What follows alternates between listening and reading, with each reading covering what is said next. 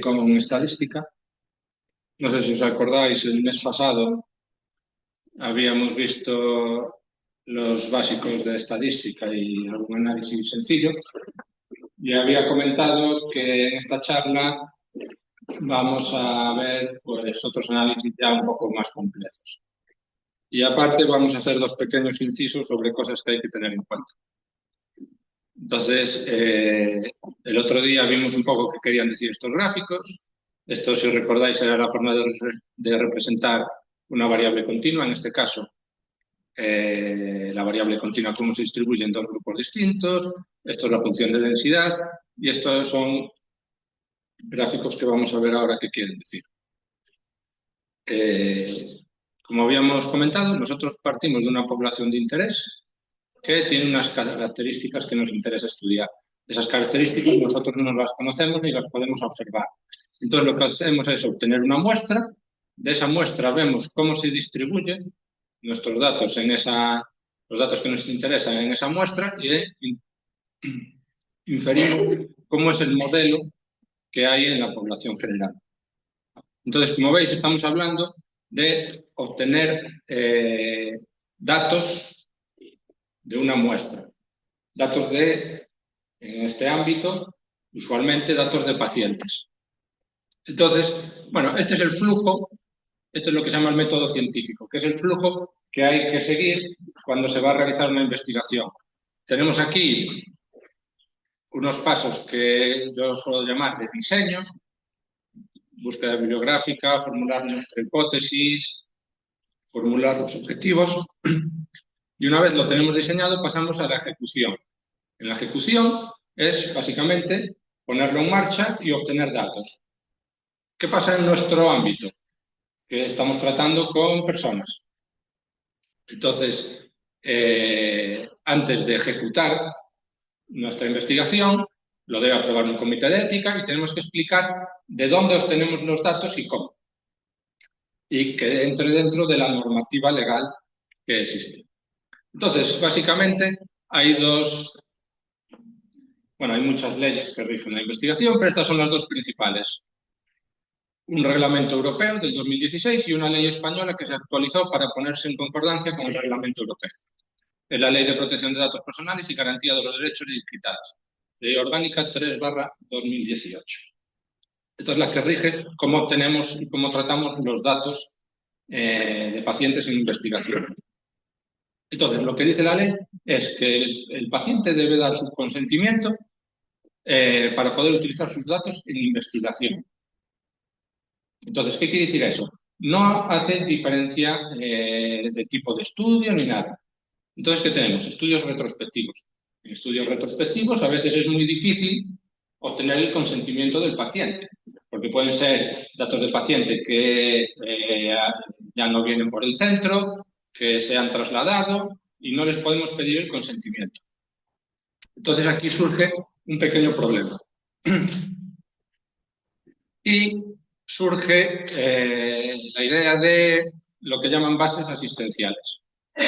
Porque hay que tener muy claro que las leyes que rigen la investigación son distintas que las leyes que rigen el ámbito asistencial. Hay cosas que puedo hacer asistencialmente, pero que no puedo hacer investigación. Son dos ámbitos totalmente distintos. Entonces, un clínico puede registrar datos de sus pacientes por temas asistenciales, sin pedirles consentimiento. Porque yo quiero guardar datos en una base de datos para ver cómo evolucionan mis pacientes, para tener un registro, para ver cómo va el servicio, siempre dentro del ámbito asistencial. Eso no lo puedo utilizar para investigación, porque no he pedido consentimiento al paciente. Pero sin pedir consentimiento lo puedo registrar asistencialmente.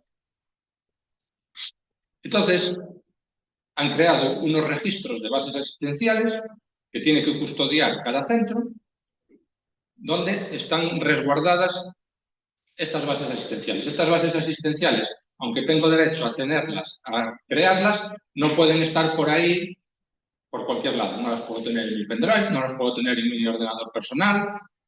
Hay que tener cuidado, porque son datos muy sensibles. Pero, como digo, se pueden registrar y dar de alta en un registro de bases asistenciales que hay en cada centro. En este caso, en el ULA, hay un registro de bases asistenciales. Entonces, lo que se puede hacer es solicitar que se quiere crear una base asistencial y ir añadiendo datos a esa base. La ley que nombraba antes dice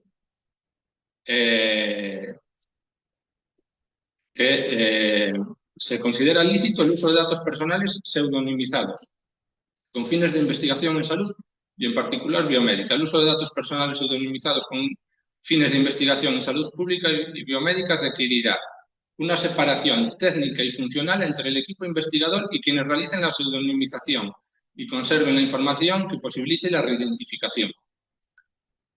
Que los datos pseudonimizados únicamente sean accesibles al equipo de investigador cuando exista un compromiso del investigador expreso de confidencialidad y de no realizar ninguna actividad de reidentificación. Se adopten medidas de seguridad específicas para evitar reidentificación y el acceso de terceros no autorizados. Bueno, ¿qué quiere decir esto? Que yo puedo utilizar en investigación esa base asistencial, esos datos, pero no los puedo coger yo como investigador directamente.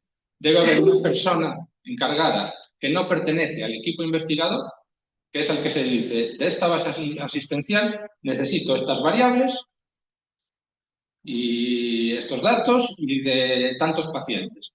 Ese pseudonimizador lo que debería hacer es coger esas variables, sacar toda la información personal y dársela al equipo investigador.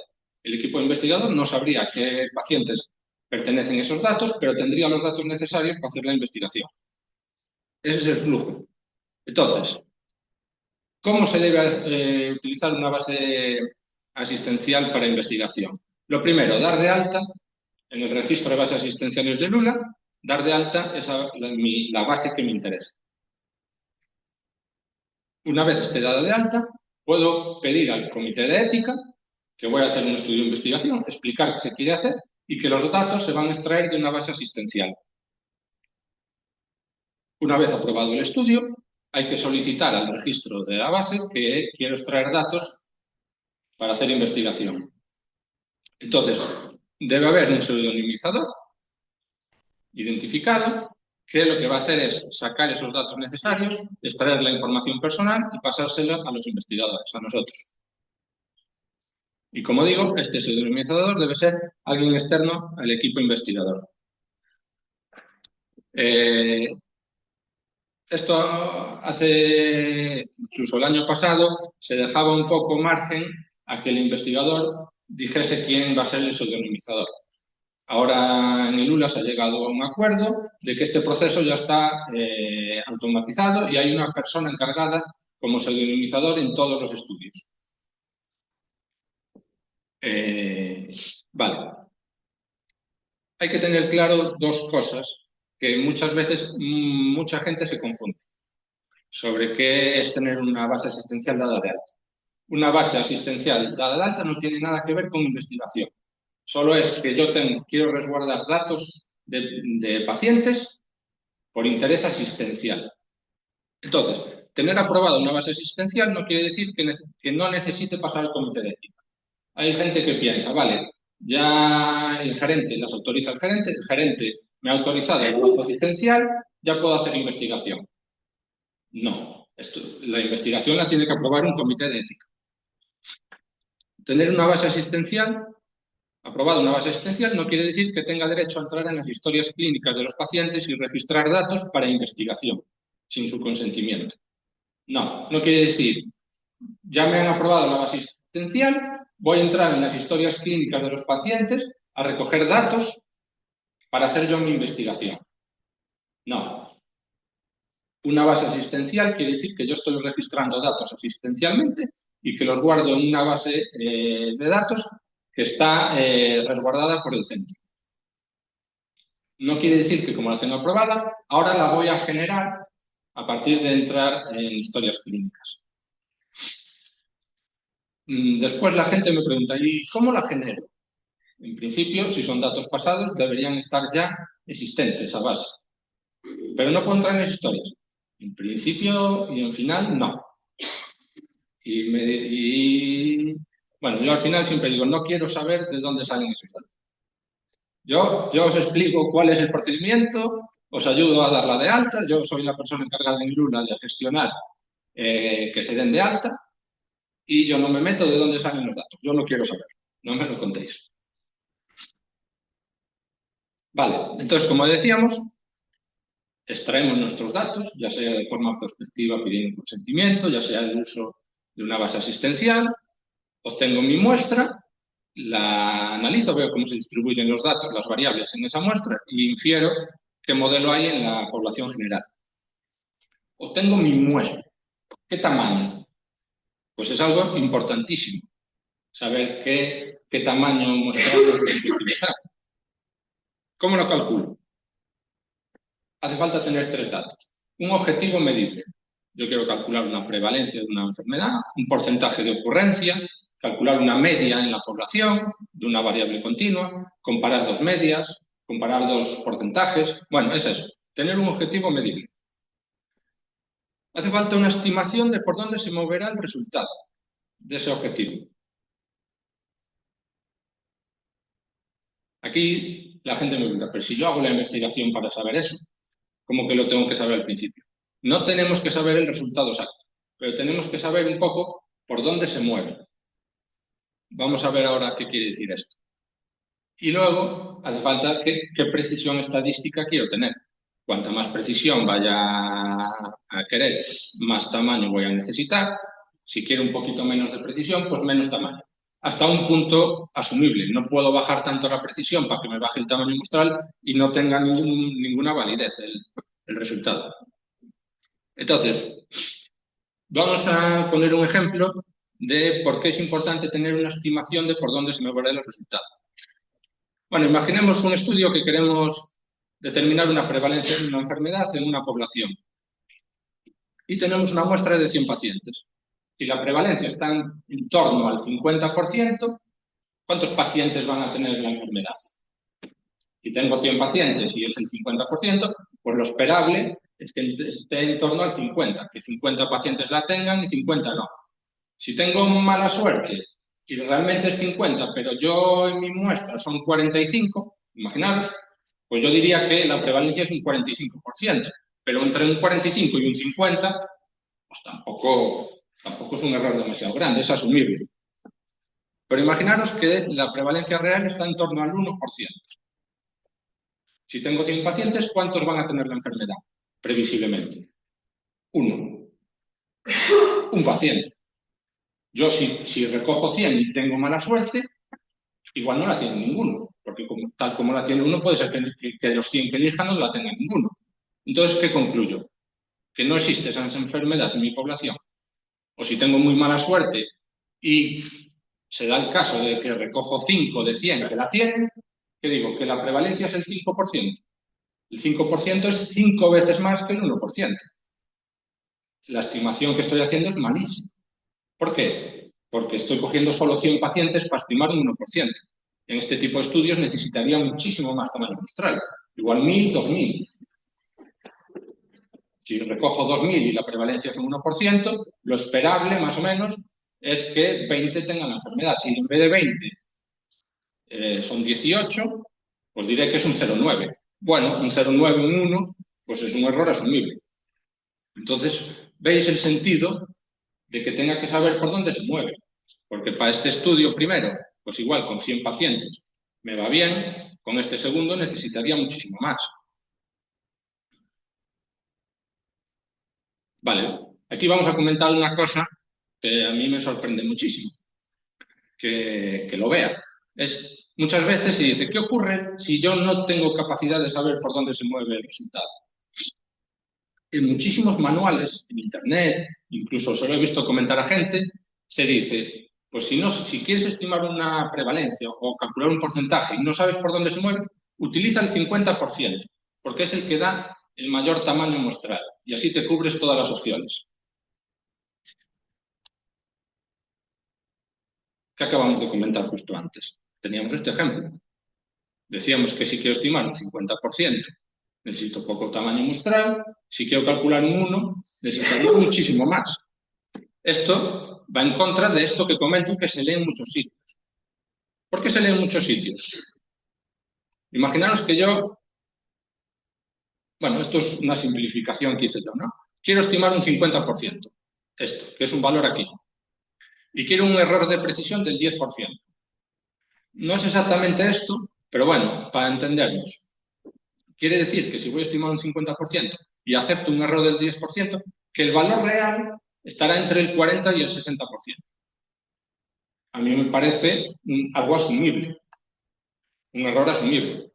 Pues que si en verdad yo digo que es un 50, pero el real es un 43, pues bueno, no se desvía tanto. Es asumible. Si yo utilizo el mismo error de precisión para estimar un 1%, estaría teniendo este margen. Claro, que sea el 1% y que yo diga que el valor real igual es el 9, es una precisión malísima.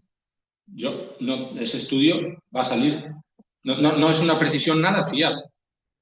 En estos supuestos, estimar un 50% con un error del 10% y estimar un 1 con un error del 10%, sí, si hago los cálculos para el tamaño muestral, me va a salir que es más grande, que necesito más tamaño para el 50%. Pero es que no tiene sentido utilizar el mismo error de precisión para el 50% que para el 1%. Si quiero estimar un 1%, necesitaría ponerle un error acorde a esa prevalencia que espero. Así, visualmente, pues yo tendría que poner un error de precisión así pequeñito. En esta situación, sería muchísimo más grande el tamaño muestral que necesito para estimar un 1% que el que necesito estimar un 50%. Si yo permitiese el mismo error, sí, necesito más tamaño para el 50%, pero es que no tiene sentido. Entonces, esto, que lo vais a ver en muchísimos manuales cuando hablan de tamaño muestral para un objetivo de calcular un porcentaje, no tiene ningún sentido. Porque para cada prevalencia, para cada porcentaje que yo quiera estimar, voy a necesitar ponerle una precisión estadística acorde. ¿Vale? Otro ejemplo. Aquí tenemos una tabla donde divido la muestra en hombres y mujeres. 100 hombres y mujeres y, bueno, yo registro si fallecen o no. Como veis, de los 100 hombres fallecen 60 y 40 no. De las 100 mujeres fallecen 30, 70 no. De los hombres el 60% fallece, las mujeres el 30% fallece. ¿Creéis que hay relación o que influye el sexo en el éxitus? Parece que sí. En los hombres muere el 60%, en las mujeres el 30%. Está muriendo el doble de hombres. Si hiciésemos un test estadístico, que esto, como vimos el otro día, sería un chi cuadrado, me saldría que es significativo. Tenemos esta tabla. 10 hombres, 10 mujeres, 6 hombres fallecen, 4 no, 3 mujeres fallecen, 7 no. El 60% fallece de los hombres, el 30% de las mujeres fallece. Son los mismos porcentajes que antes, pero con mucho menos tamaño muestral. Aquí hago el test estadístico, el chi cuadrado, y me da que no es significativo, que no hay relación. Cuando es el doble, el 6%, el 60% frente al 30%. Es el doble de fallecimiento en los hombres que en las mujeres, pero no sale significativo. ¿Por qué? Porque los test estadísticos consideran que hay aleatoriedad, porque me salen 6 fallecidos en hombres y 4 no fallecidos, pero como son tan poquitos, igual podría haber sido al revés, y tengo mala suerte, 4 fallecidos y 6 no. Es decir, cuando tengo un tamaño muestral, la estadística aceptable, la estadística lo que hace es quitar la aleatoriedad. Por eso aquí vemos otro ejemplo de que es muy importante el tamaño muestral. Con los mismos porcentajes, algo que a simple vista parece que sí que debería ser significativo, el doble de fallecidos, el doble de porcentaje de fallecidos de hombres que de mujeres, no sale significativo al hacer un test. ¿Vale? Entonces, muy importante un cálculo del tamaño muestral adecuado para nuestro estudio. Y como decíamos, básico, una estimación de por dónde se mueve el resultado. Y mucha gente me dice, ¿y cómo sé eso? Bueno, la primera vía es una búsqueda bibliográfica y ver si en algún artículo dan ese resultado, ya sea en otra población, en otra parte del mundo, ya sea que no sea el objetivo principal del artículo, pero lo dan tangencialmente. Como es una estimación más o menos de por dónde se mueve, aunque las poblaciones no sean las mismas, imaginaros un estudio en Japón, un estudio aquí, pero que me da una idea más o menos de por dónde se moverá. Si no encuentro nada en la bibliografía, un pequeño estudio piloto. Un pequeño problema en este ámbito. Yo no puedo hacer un estudio piloto con datos de pacientes si no lo aprueba el comité de ética. Pero para que me lo apruebe el comité de ética tengo que darle el tamaño muestral. Entonces esto es como una pescadilla que se muerde la cola. Bueno, lo vamos a dejar aquí entre nosotros. Yo digo, bueno, hacemos una pequeña trampa. Podemos revisar datos de 10 pacientes para ver un poco por dónde se mueve el resultado. Si no puedo hacer la primera vía, la de los artículos, no quiero, no se debe hacer la segunda vía en este ámbito, ¿qué nos queda? Pues lo que digo yo, tirarnos a la piscina. Si yo voy a hacer una investigación sobre un tema, más o menos considero que soy experto en esa materia, o que controlo un poco, y me puedo atrever a dar de por dónde creo que se moverá el resultado. Como digo, no tiene que ser el resultado exacto, para eso hacemos la investigación, pero sí saber un poco por dónde se mueve. Vale, pues volvemos a la estadística. Como lo de siempre, tenemos nuestra población de interés, obtenemos una muestra de un tamaño que sea suficiente para mi objetivo y analizamos los datos de esa muestra. Entonces vamos a ver cómo relacionar dos variables continuas. Aquí tenemos una relación de dos variables. Aquí parece que hay una relación, ¿no? Cuanto más valores de esta variable más altos, son más altos esta, y aquí parece que no hay ninguna relación. Valores altos de esta variable llevan a valores bajos y altos de la otra y al revés. Entonces, este tipo de relaciones lo intenta explicar un modelo de regresión. Que cuando son dos variables, es una recta de regresión. Siempre cuando hablemos de variables continuas, de variables numéricas. Bueno, en regresión hay muchos tipos. Dependiendo de qué estimaciones haga, puede haber paramétrica y no paramétrica. Usualmente, y en nuestro ámbito, utilizaremos regresión paramétrica. Luego, la función que define la relación entre la variable de respuesta y las variables explicativas. Si hay puede ser una relación lineal, puede ser logarítmica, puede ser de Poisson. Bueno, hay muchos tipos de regresiones. Y según el número de variables explicativas. Si solo hay una, sería regresión simple, y si hay varias, multivariante. Vale, la regresión lineal simple. Es el ejemplo que veíamos antes. Quiero relacionar dos variables numéricas. Imaginaos que tenemos estos datos y queremos relacionar altura y peso. Aquí tenemos los datos de altura y los datos de peso. Es algo que ya se espera, pero viendo este gráfico, ¿pensáis que hay relación entre la altura y el peso? Pues parece que sí. A cuanta más altura, mayor peso. Parece. ¿Cuál es la recta que me explica este modelo? ¿Esta recta? Pues no parece que la ajuste muy bien. Esta, peor. Esta ya parece un poco que me está ajustando los valores.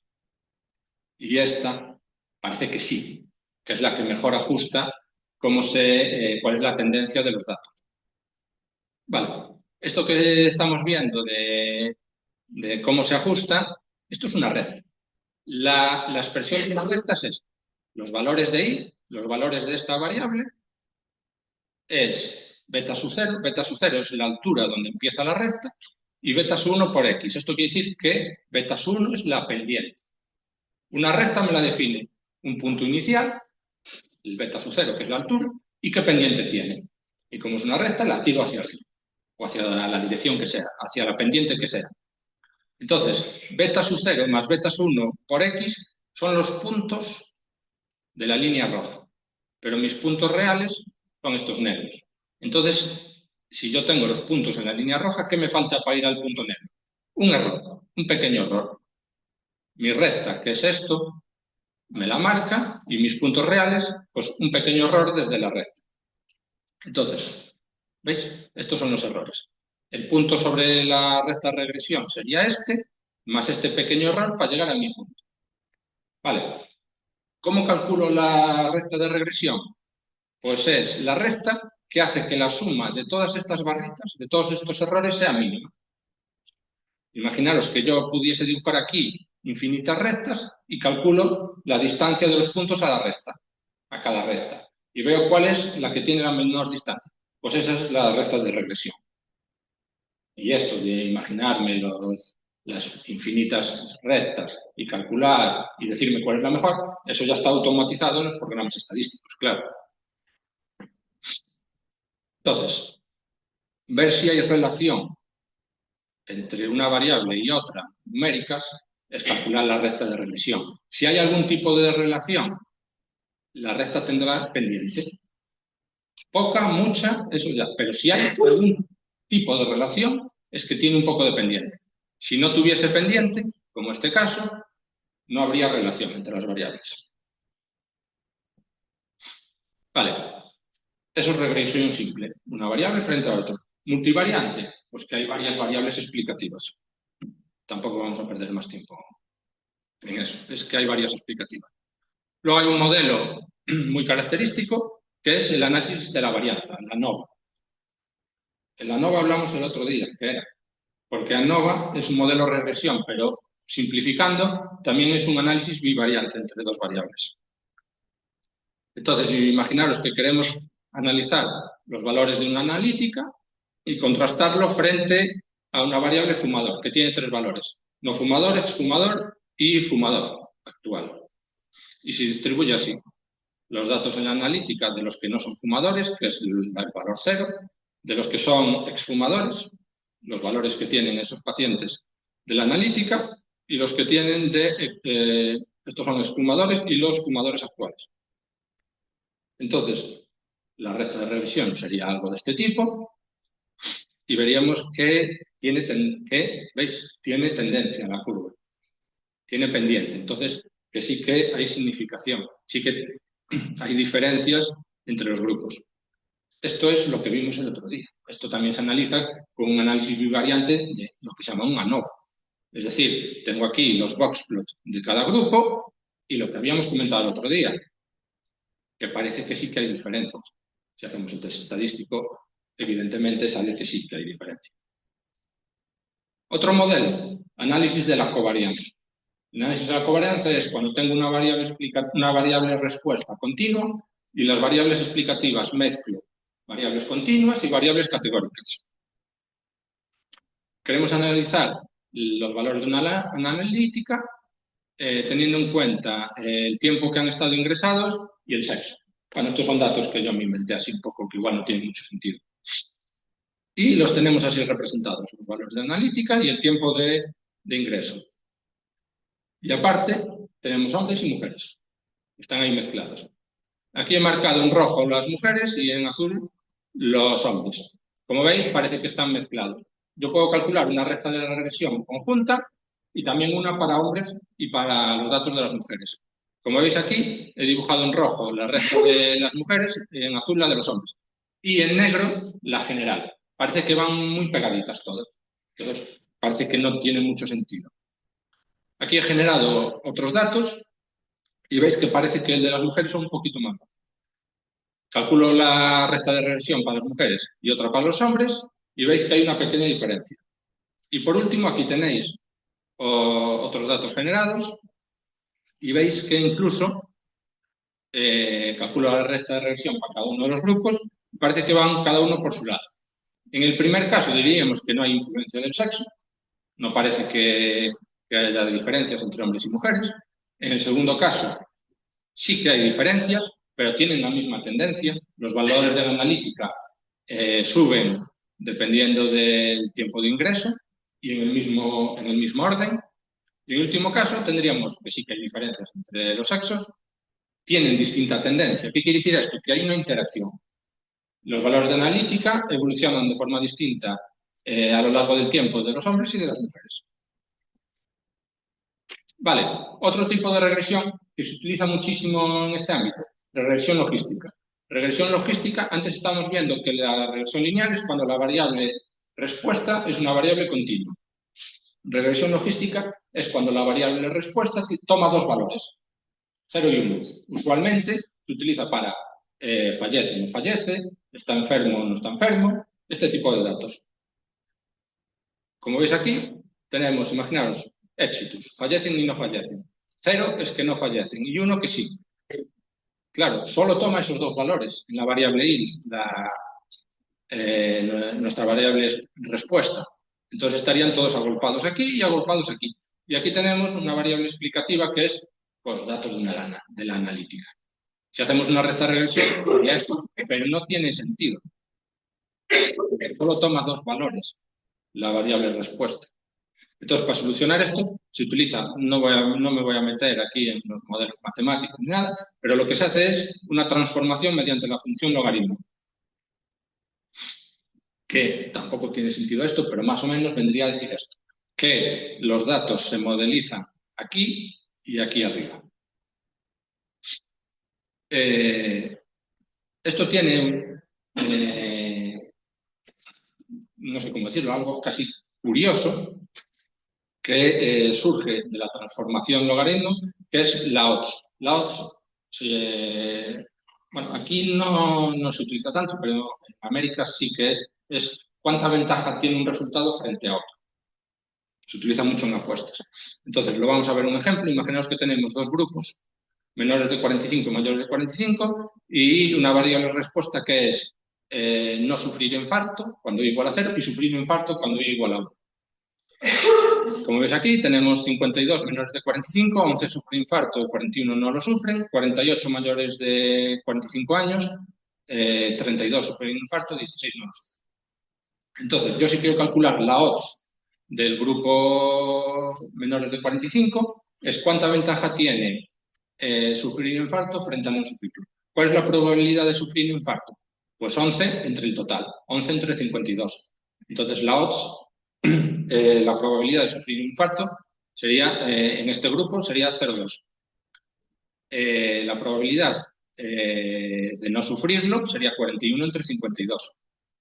La odds, ¿qué ventaja tiene sufrir un infarto frente a no sufrirlo en este grupo? Sería la probabilidad de sufrirlo frente a la probabilidad de no sufrirlo. Sería 0,26. Si calculamos la odds en el grupo de mayores de 45, sería 2. La ventaja de sufrir el infarto frente a no sufrirlo. Esas son las odds. Y asociado a esto surge el valor, el dato de odds ratio, que es cómo cambia la odds de un grupo explicativo frente al otro grupo explicativo. Es decir, cómo cambia la odds desde los mayores de 45 a los menores de 45 o viceversa. Entonces, lo único que hay que hacer es la división de las odds de los mayores de 45 frente a los menores de 45. Y me sale un odds ratio de 7,45. ¿Qué quiere decir esto? Que la odds ratio de 7, más o menos, es que el grupo de mayores de 45 tiene 7 veces más probabilidad de sufrir un infarto que los menores de 45 años.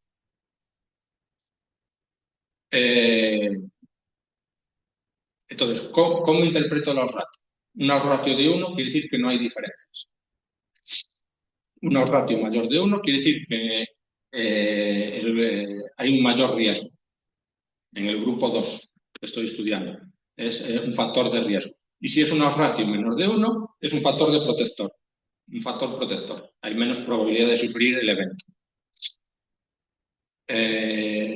Al calcular lo que hablábamos antes de la beta 0, beta 1 de la pendiente, aquí no tiene sentido, pero puedo calcular esos valores. Si hago la exponencial de esos valores, de los valores que me dan al calcular la recta de regresión, que aquí no tendría sentido, si calculo esos parámetros y les hago la exponencial, obtengo directamente los ratios.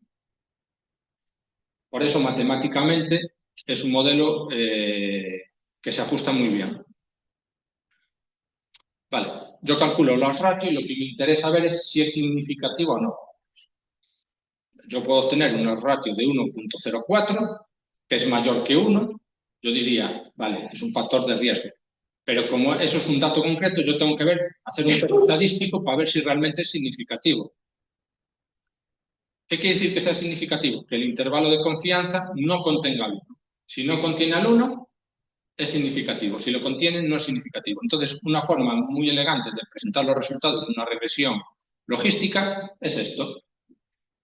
tener todas las variables y todos los grupos que pertenecen a cada variable, la línea donde marco el 1 y los intervalos de confianza de cada ratio. Tengo aquí marcado como un punto los ratios y el intervalo de confianza. Si el intervalo de confianza corta la recta del 1, no es significativo. Si no la corta, es significativo. Como veis aquí, ninguna variable es significativo. Todos los intervalos de confianza cortan el 1, menos esto. Esta variable sería la única significativa. Y como veis, unos ratios de 2,6 es 2,6 veces más probable de sufrir el evento en el grupo de sí frente al grupo de no. ¿Vale? Entonces, este tipo de gráfico se llama un forest plot y lo veréis mucho en artículos. Ya sabéis cómo interpretarlo. Otro tipo de análisis muy interesante en este campo es las pruebas diagnósticas. Pruebas diagnósticas es que yo tengo una situación real de mis pacientes, por ejemplo, estar enfermo y estar sano, y yo hago una prueba para ver, un test, para ver si me puedo clasificar bien los enfermos y los sanos. Si mi test es positivo y está enfermo, es un verdadero positivo. Si el test me da negativo y está sano, es un verdadero negativo. Y aquí estarían los errores, los falsos negativos y los falsos positivos. La probabilidad del verdadero positivo os sonará, es la sensibilidad. La probabilidad del verdadero negativo es la especificidad del test. Yo lo que me gustaría es un test muy sensible y muy específico. A veces no se puede conseguir, o no hace falta que sea perfecto.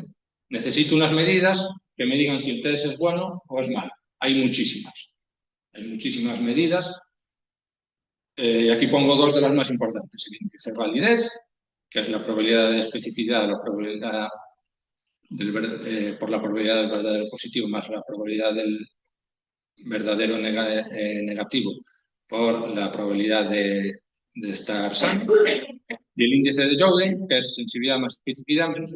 Bueno, como digo, hay muchas medidas que me dicen si el test es aceptable o no es aceptable, si es bueno o no es bueno.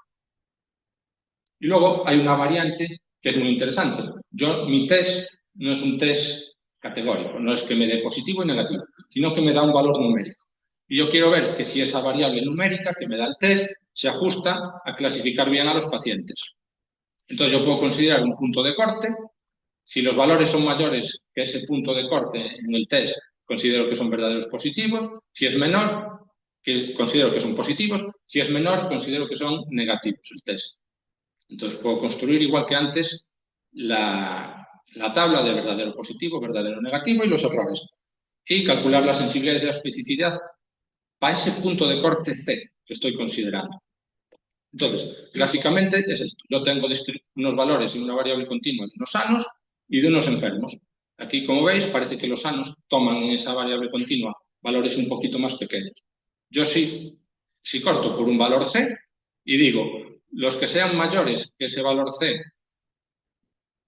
están enfermos, los que sean menores están sanos. Entonces aquí estos grises estarían bien clasificados como enfermos y estos blancos de aquí que realmente están enfermos, pero su valor en el test es menor que el C, los estaría clasificando como sanos, los estaría clasificando mal. Y aquí los rosas los estaría clasificando bien como sanos y estos de aquí de blancos los estaría clasificando mal. Entonces, con esta C parece que más o menos clasifica bien. Entonces, yo lo que puedo hacer con mi variable continua es considerar muchos Cs. Considero aquí un C y represento la sensibilidad frente a 1 menos la especificidad. Entonces, aquí calculo ese valor y me sale este punto rojo. Muevo la C, calculo la sensibilidad y especificidad y lo represento aquí. Muevo la C y según voy moviendo la C, veis que el punto se va moviendo. Al final obtengo una curva. Esto es lo que se llama la curva ROC de mi variable continua, para ver si se ajusta a la situación de mis pacientes. Cuanto más se ajuste al cuadrante superior, mejor sirve mi test para clasificar a los pacientes. Cuanto más se ajuste a la diagonal, la clasificación es aleatoria. Peor es mi test. Como veis, el área del cuadrante, aquí mide de 0 a 1, la altura es de 0 a 1. ¿Cuánto es el área? 1 por 1, 1. El área total es 1. El área de la recta diagonal, ¿cuánto será el área que queda debajo? La mitad, 0,5. El AUC es el área que queda debajo de mi curva ROC. Cuanto más se acerque a 1, ese área, mejor será mi test para clasificar a los pacientes. Cuanto más se acerque a 0,5, peor será mi test. Vale, entonces aquí veis una variable perfecta, un test perfecto. Veis que se diferencian perfectamente los enfermos de los sanos y como veis la curva ROC va perfectamente por el cuadrante. Y aquí tendríamos el caso contrario. No hay ninguna diferencia entre enfermos y sanos. La curva ROC sería la diagonal. Entonces, luego hay todas las casuísticas intermedias. Aquí que se diferencia un poco, ya veis que la curva ROC va bastante por la diagonal y según se van diferenciando más va hacia el cuadrante superior. Entonces, interpretar esta curva es algo importante porque se ve en muchos estudios. Y por último, vamos a ver una pincelada de qué es un estudio de supervivencia. Un estudio de supervivencia se llama de supervivencia, pero es analizar los tiempos hasta un evento de interés. El evento de interés habitualmente puede ser éxitos, pero no tiene que ser. Es un evento que me interesa a mí. Puede ser el éxitos, puede ser recaída, puede ser el alta, tiempo hasta el alta. Bueno, un evento de interés. Entonces, yo sigo desde un punto inicial hasta que ocurre el punto de interés, pero también puede ocurrir que no vea ese evento, que no ocurra el evento. Yo si quiero analizar tiempos hasta el fallecimiento, puede ser que el paciente no fallezca. Si no se observa el evento es lo que se llama un dato censurado. Y si ocurre el evento, es un dato no censurado. Vale, ¿qué ocurre? Yo si quiero determinar los tiempos o comparar entre dos grupos tiempos, puedo tener la tentación de coger los tiempos, ya sea hasta que ocurre el evento o hasta que termina, hasta que sigo el paciente si no ha ocurrido el evento, y hacer una comparación de medias. Error, porque yo quiero ver tiempos hasta el evento. Y si no ocurre el evento, otra opción, pues solo analizo los que se observa el evento. Y los que no se observa el evento, pues no los tengo en cuenta. Error, porque yo si quiero ver la supervivencia tendré que tener en cuenta los tiempos hasta que fallecen y también si no fallecen, claro. En un caso estaría infraestimando los tiempos y en otro sobreestimando. Entonces hay unas técnicas estadísticas que tienen en cuenta esta casuística, que se pueda observar el evento que no. Lo que quiero obtener es la función de supervivencia, que es cómo cambian los tiempos o cómo evoluciona la supervivencia de mi población. Recordad, de mi población. Yo esto no lo observo, no lo puedo saber. Yo lo que quiero es estimarlo a partir de una muestra concreta. Entonces surge el estimador Kaplan-Meier, que es el estimador principal de la función de supervivencia. Esa es la función matemática. Básicamente es tener los tiempos hasta que ocurre el evento y si no ocurre el evento, hasta que termina el seguimiento. Aquí marcados con un más. Lo que hay que hacer es ordenar los tiempos hasta que ocurre el evento, ver cuántos fallecen en cada intervalo, cuántos individuos siguen en riesgo, y lo que es una función escalonada, que hay unos saltos donde ocurre un evento. Y la magnitud del salto es los que han estado en riesgo, los que han fallecido o perdido el seguimiento o datos censurados en ese intervalo.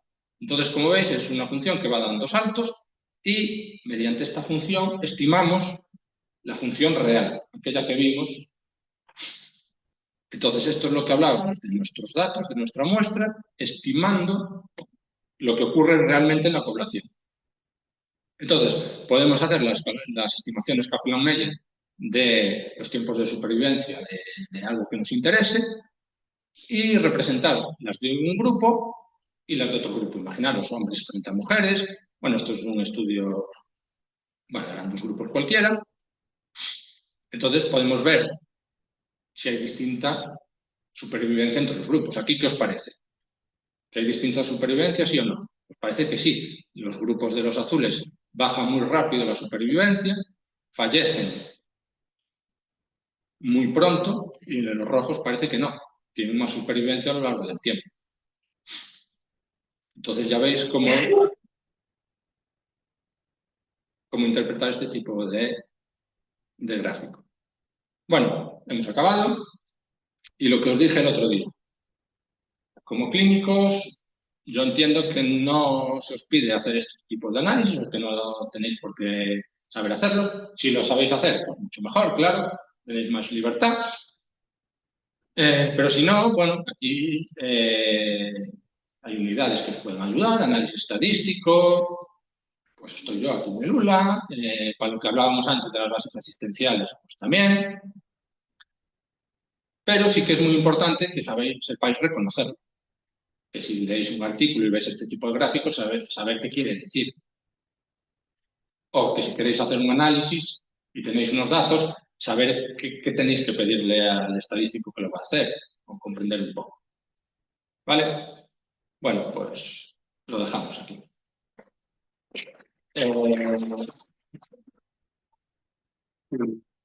Hablábamos antes de las bases asistenciales, pues ya os dije que yo soy aquí la persona un poco encargada en ayudaros a ponerla en marcha.